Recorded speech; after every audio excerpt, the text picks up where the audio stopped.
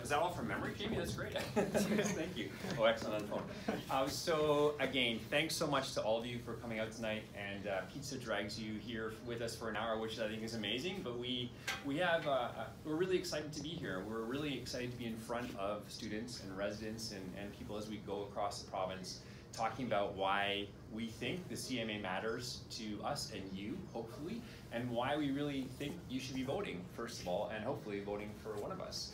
So with that, Jamie already mentioned I actually am a family doctor. I've been there for 26 years. I'm now at Women's College Hospital in Toronto.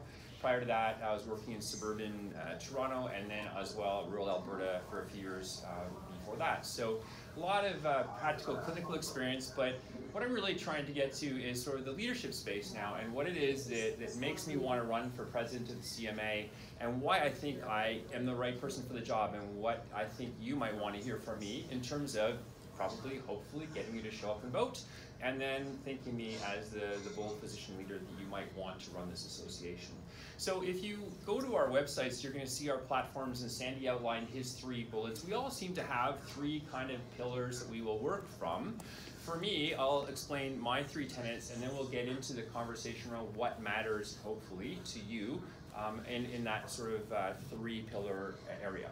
The first of the 3 pillars for me is encouraging a culture change in medicine that involves diversity, respect, and humility. And we have now a history of some pretty difficult times for doctors in Ontario. We've had some issues with no contract for payment.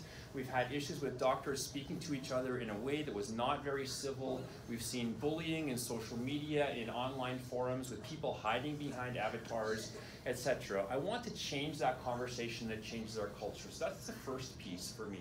The second is supporting physicians. So as we're supporting each other, whether you're a learner, or a practicing physician or someone close to retirement, we're going to change the civility and professionalism that we show to the entire healthcare system. And what I think is super important is the ability to sort of say, look, if the times are tough, we need to band together. If you're having a hard time, let me help you, or let the association help you. That addresses many of the conversations we're having now on burnout. It certainly talks to how we view the joy in our career and our ability to stay relevant and resilient for 40 or 50 years of a career lifetime. It also speaks to the way that we handle an association and the way we interact with other associations. Those could be our partners in the broader healthcare space. It could be the Canadian Association down to the provincial associations, and on and on and on.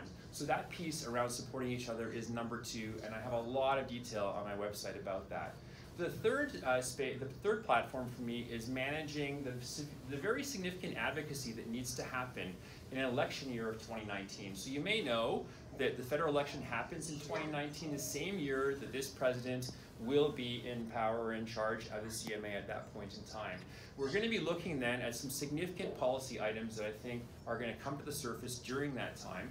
Some significant handouts from the government. We want to ensure that the money that's given toward healthcare is used for all the right reasons, and you need a very strong and purposeful leader to ensure that that is done properly.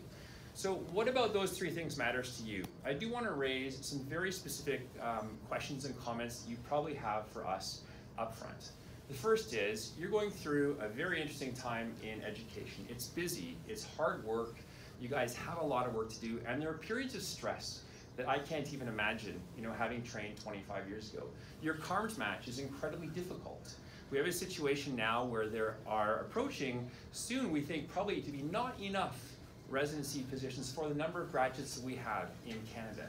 And we're not looking at this with a national perspective, which is something I want to bring to the table.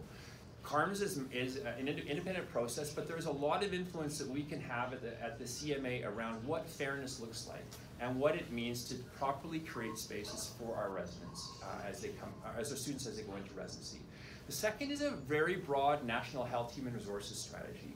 I really believe that we need to use real data, proper analytics that look upstream about 8 to 10 years to say, what do we need in healthcare provision to match the needs of our population, demographics of the people working, and the chronicity of the diseases we're looking after. As well, there are conversations around tuition. These are not set by us, but we can certainly advocate. And same for debt repayment, using innovative models to try to get you to a place where it's no longer simply the purview of the moderately wealthy to go to medical school, or having you to take 10 years of your life to pay off a significant size mortgage.